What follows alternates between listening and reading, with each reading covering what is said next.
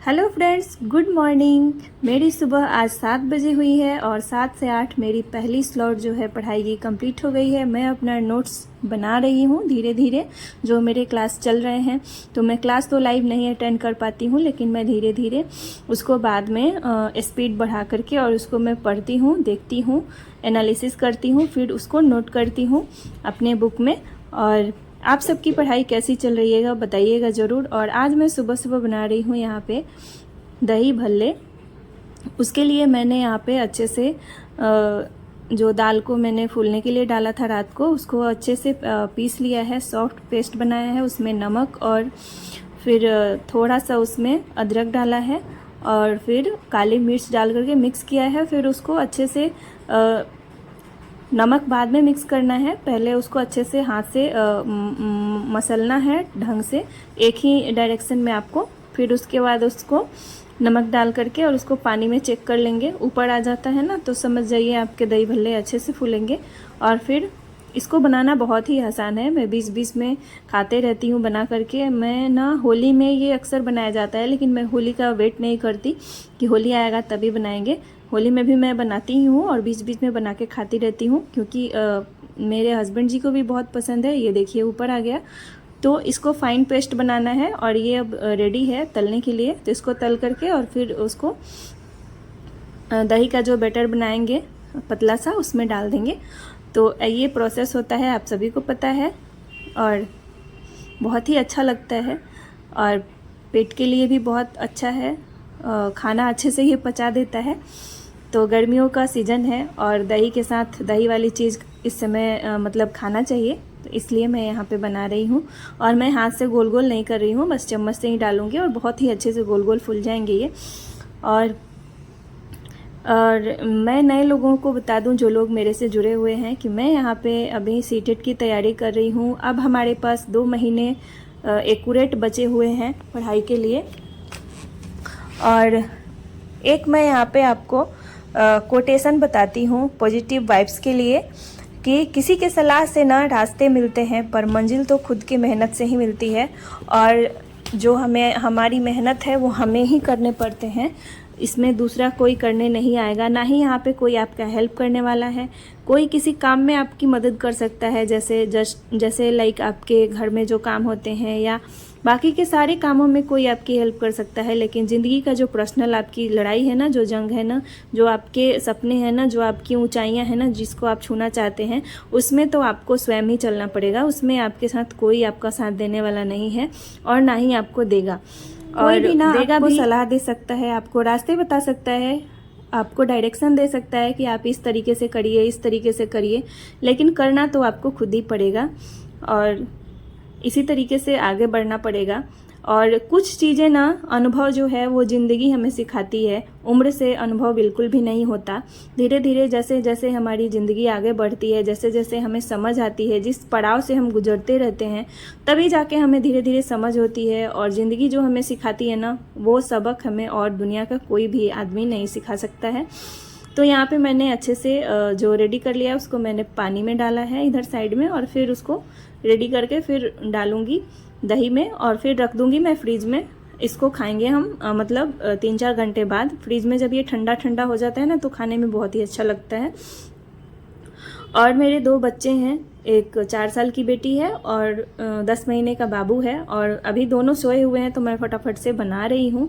और उसके बाद जब वो जग जाएंगे, फिर उनके सारे काम करने पड़ते हैं। दोनों छोटे हैं, तो बच्चों के लिए माँ समझ सकती है मेरी बात, कि सारे काम उनको करने पड़ते हैं, खिलाना, नहलाना, धुलाना। उसके पहले मेरा सब कुछ हो जाना चाहिए, क्योंकि मैं नहीं कर लेती हूँ ना, तो फिर वो उठते हैं तो फिर उनमें लगना पड़ता है। टाइम हमें बीच बीच में से चुरा के पढ़ाई करनी पड़ती है हमें, जो हमारी पढ़ाई है। क्योंकि छोटा बाबू है, वो पढ़ने नहीं देता है, तो मैं एयरफोन लगा करके और अपना जो है क्लास सुन लेती हूँ, और जब सो जाता है तो नोट डाउन कर लेती हूँ। इस तरीके से मेरी जो पढ़ाई है वो चलती रहती है और इस तरीके से मैं करती रहती हूँ। कभी कभी टाइम बिल्कुल भी नहीं मिलता। जैसे देखिए अभी मैंने नहाया है, बट मेरे को अभी ना बाल झाड़ने का भी फुर्सत नहीं मिला है। मैं सीधे किचन में आई हूँ पूजा वगैरह करके, तो इसलिए कभी कभी ना मतलब बिल्कुल भी टाइम नहीं बचता है। लगता है कैसे कितना जल्दी किस तरीके से करूं कि टाइम मैनेज हो जाए, और छोटे छोटे कामों को ना इग्नोर करके ना टाइम मैनेज करके पढ़ाई करती हूँ। और आप सबको भी यही बोलूँगी कि 2 महीने एग्ज़ाम के हैं, तो आप जितना जल्दी हो सके ना अपने कामों को निपटाइए, और घर के साफ़ सफाई को थोड़ा सा इग्नोर करिएगा, बुरा मत मानिएगा, क्योंकि मैं ये नहीं कर रही कि आप गंदे में ही रहिए। थोड़ा सा मतलब जैसे डस्टिंग हो गया, पोछा वोछा हो गया, वैसे आप 1-2 दिन में कर सकते हैं, डेली नहीं भी करेंगे तो चलेगा। पोछा तो आप 2 महीने बाद भी रेगुलर घर की सफाई आप जितना करेंगे ना, धूल तो पड़ने ही वाला है, लेकिन 2 महीने में क्या पता लाइफ बदल जाए, हमारा अच्छा खासा रिजल्ट आ जाए। तो इस को ध्यान में रखते हुए हमारी जो टाइम बचती है ना वो हमें पढ़ाई में लगाना चाहिए। फ़िलहाल तो जितने लोग मतलब एस्पिरेंट हैं जो तैयारी कर रहे हैं। और ना आज मैं आप सबको ये बताने वाली हूँ ना कि आप अगर आपके पास नोट्स चाहिए ना फ्री में, तो मैं आपको याद दिला देती हूँ कि फ्री में नोट्स ना आपको वहाँ से मिल जाएगा जहाँ से आपने जो भी एनसीईआरटी का बुक है, तो वो आप साथ में पढ़ते ही होंगे सभी लोग।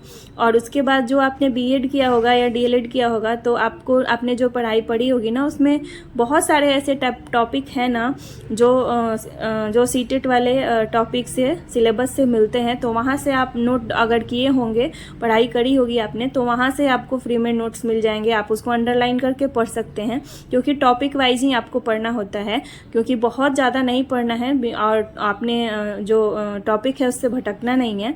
तो वहाँ से भी आपको मिल जाएंगे। आप खुद से फ्री में तैयार कर सकते हैं नोट्स जो आपकी पढ़ाई हुई है उसमें से, या फिर आप हिमांशी मैम को ज्वाइन कर लेंगे ना, तो उनके टेलीग्राम में नोट्स वो डाल देती हैं हर साल। तो पिछले साल के भी आपको मिल जाएंगे, और आने वाले साल में जो अभी पढ़ाई चल रही है उसको मिल जाएंगे। और ना पेपर एनालिसिस आप ज़रूर करिएगा। जैसे मतलब अगर आप PYQ लगाना चाहते हैं या लगा रहे हैं, तो पेपर एनालिसिस बहुत ज़्यादा ही ज़रूरी है, क्योंकि अगर आप पेपर को अच्छे से देख लेंगे ना, कौन सा क्वेश्चन किस चैप्टर से कितने आ रहे हैं, अगर पेपर की अच्छे से आप एनालिसिस कर लेंगे ना, तो आपको ना जैसे जो पेपर है, जो PYQ है, वो लगाने में ना बहुत ज़्यादा हेल्प मिलेगी। और बिना एनालिसिस के तो मुझे नहीं लगता कि मतलब लगाना चाहिए। लगा लेंगे आप तो इससे ज़्यादा मतलब बहुत ही ज़्यादा हेल्प भी मिलेगी एनालिसिस करने से, और काफ़ी ज़्यादा मतलब ये पता चल जाता है हमें कि किस टाइप के क्वेश्चन आ रहे हैं, कहाँ हमें कितना पढ़ना है। और सारे काम हो गए हैं, दोपहर का लंच वगैरह हो गया है, तो अब मैं भी थोड़ा सा रेस्ट कर ली थी, सो गई थी, मैं भी थक गई थी। तो उसके बाद मैं बर्तन अपना जो है वो धो रही हूँ। और उसके बाद फिर जब मेरा बाबू अभी जगा हुआ है, फिर जब वो 2-3 बार ना दिन में सोता है, तो जब फिर सोता है ना, फिर मेरी पढ़ाई जो है वो कंटिन्यू है। और अभी जो है मेरा NCERT का बुक भी मैं पढ़ रही हूँ, और जो मेरा क्लास है वो अटेंड कर रही हूँ। और हाँ, आप बहुत सारे टीचर को ना ज्वाइन मत करिएगा, क्योंकि टॉपिक एक ही रखते हैं और क्लियर करते हैं सभी लोग अपने अपने अंदाज में। और जिनका आपको समझ में आ जाए ना, उनका पढ़ लीजिए, उनको आप देख लीजिए। किसी एक ही टीचर को आप फॉलो करिएगा, क्योंकि 2-4 टीचर को करेंगे ना, फिर आपको कन्फ्यूजन हो जाएगा, क्योंकि पढ़ाने का स्टाइल सिर्फ चेंज रहता है, बाकी सारे जो बातें होती हैं, जो टॉपिक होता है उसी से रिलेटेड सब लोग पढ़ाते हैं। समझाने का तरीका सिर्फ अलग अलग होता है, तो उसको आप देख लीजिएगा। बहुत सारे चैनल मिल जाएंगे, और काफ़ी चैनल मतलब हैं जो एक टॉपिक को आप क्लियर करेंगे, तो अगर ढूंढेंगे तो आपको टॉपिक वाइज भी मिल जाएंगे। और एक मैग्नेट ब्रेन करके चैनल है, जो साइंस और मैथ्स के स्टूडेंट हैं, तो मैं मैथ के लिए मैं बता देती हूँ कि एक मैग्नेट ब्रेन करके चैनल है ना, उसमें अगर आप ढूंढेंगे ना, तो आपको मतलब चैप्टर वाइज ना NCERT के सारे टॉपिक क्लियर मिलेंगे आपको, मैथ के, साइंस के। और अगर कोई भी क्वेश्चन आपका फंसा हुआ है, नहीं समझ में आ रहा है, तो वहाँ से आप क्लियर कर सकते हैं। तो मतलब बहुत ही ज़्यादा हेल्पफुल लगा मुझे वो चैनल यूट्यूब पे। तो इसकी कोई प्रमोशन नहीं है, मैं ऐसे ही मुझे जो पर्सनली अच्छा लगता है, मैंने ढूंढा है बहुत, तो मैं बता रही हूँ कि आप सभी को, आप अगर ढूंढ रहे हो, सर्च कर रहे हो, तो आपको हेल्प मिल जाएगी मेरे इन बातों से। तो इसी तरीके से मैं अपना करती हूँ। जब मैं मैथ बनाती हूँ, मेरा कहीं छूटा हुआ रहता है, और ये सब चीज़ ना प्रैक्टिस की चीज़ें होती है। बहुत सारे मतलब टाइम हो गए हैं हमें पढ़ाई किए हुए, तो फिर उसको ना रिवाइज करने के लिए ना, रिवीजन जब मैं करने जाती हूँ ना, तो कहीं कहीं मुझे लगता है ना कि मेरा मतलब कुछ दिमाग में है ही नहीं, पूरा मतलब मिट गया है। तो इसलिए जब मैं पढ़ने जाती हूँ, और जब मुझे लगता है ना कि ये चैप्टर यहाँ से मुझे कवर करना चाहिए, तो मैं वहीं से कर लेती हूँ। तो इसीलिए मैं बता रही हूँ कि बाकी के कौन कौन से लोग हैं जो मतलब साइंस और मतलब मैथ्स उनका पेपर है, तो उनके लिए बहुत सारा मतलब बहुत ही ज़्यादा इस चैनल से हेल्प मिलेगा। तो आप लोग भी ज़रूर देख लीजिएगा एक बार, अगर अच्छा लगेगा तो। और किसी एक ही टीचर को फॉलो करिएगा। और नोट्स आपको मैंने बता दिया कि 2-3 जगह से आप कर सकते हैं। टॉपिक वाइज आप खुद भी लिख सकते हैं, नोट्स बना सकते हैं। और जितना आप सेल्फ स्टडी करेंगे ना, जितना आप खुद से दिमाग लगा करके पढ़ाई करेंगे ना, उतना ही आपके लिए बेटर होगा। और जो आप नोट्स बनाएं या फिर बनाया हुआ हो तो उसको रिवीजन आप ज़रूर करिएगा, क्योंकि बिना मल्टीपल रिवीजन के ना कुछ मतलब नहीं होने वाला है। जब तक आप उसको मतलब 2-4 बार 10 बार पढ़ेंगे नहीं, आपके दिमाग में आएगा नहीं। क्योंकि पहले जैसा मुझे नहीं लगता है, जैसा मैं अनुभव करती हूँ कि मैं पढ़ती हूँ फिर मैं भूल जाती हूँ, फिर मैं पढ़ती हूँ फिर भूल जाती हूँ। तो पहले जैसा माइंड नहीं रह गया है। बहुत सारे दिमाग में ऐसे बातें चलती रहती हैं, बहुत सारे दिमाग में मतलब परिवार को लेके, बच्चों को लेके बात घूमते ही रहता है। तो उसमें पढ़ाई ना भूल जाती हूँ मैं। तो इसलिए रिवीजन करती हूँ, फिर मुझे मतलब याद रहता है, फिर भूल जाती हूँ, फिर रिवीजन करती हूँ, फिर याद हो जाता है। तो इस तरीके से बिना रिवीजन के ना हम ये चाहेंगे कि रट्टा मार के एक बार हम दिमाग में सेट कर लेंगे, तो ऐसा नहीं है। मतलब हमें बहुत ही बारीकी से उसे समझना भी पड़ेगा और रिवीजन भी करना पड़ेगा। तो नोट्स के लिए मैं आज ये ब्लॉग में आपको क्लियर किया है मैंने कि नोट्स आपको कहाँ कहाँ से मिल जाएगा, तो वो मैंने बता दिया। और बाकी के आप सभी लोगों की तैयारी कैसी चल रही है बताइएगा कमेंट्स में। चलिए मिलते हैं अगले वीडियो में। Bye bye, thanks for watching.